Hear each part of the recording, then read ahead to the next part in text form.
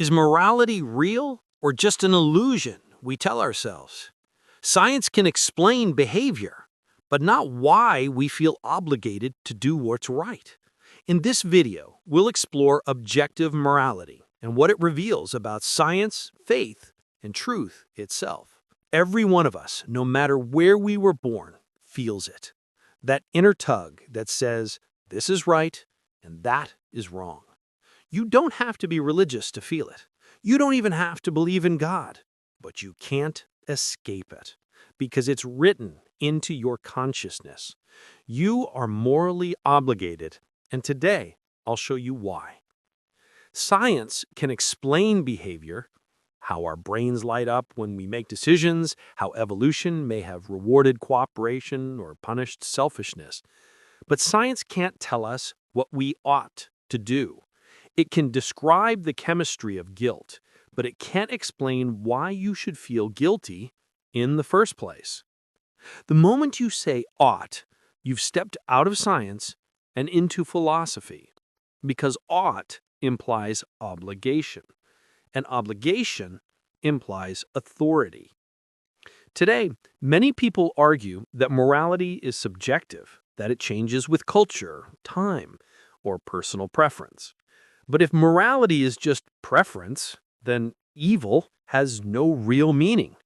Violence, deceit, oppression, they're not wrong, just unpopular. And yet, deep down, you know better. You don't just dislike injustice, you condemn it. You don't just prefer honesty, you expect it. That's not opinion. That's recognition of a standard higher than yourself. If morality were truly subjective, you could never say, Hitler was wrong, only I disagree with him. And that's a moral absurdity. Objective morality requires an objective source, something beyond shifting human opinion. Just as physical laws point to a lawgiver, moral laws point to a moral lawgiver. C.S. Lewis once said, "The moment you say one set of moral ideas can be better than another, you're measuring them both by a standard. That standard isn't man-made. It's discovered, not invented." And that's where faith enters the equation, not as a blind leap, but as the most rational conclusion to a moral reality we all experience. Science studies the mechanism of life, but morality speaks to its meaning. The fact that we even debate right and wrong shows there's something within us reaching beyond survival. Evolution might explain how moral instincts developed, but not why those instincts bind us even when they cost us everything. Heroes who die for strangers, whistleblowers who risk it all for truth. These don't fit neatly into a Darwinian algorithm. They point to something transcendent. Moral law doesn't evolve. It reveals. You are morally obligated because you were created by a moral being.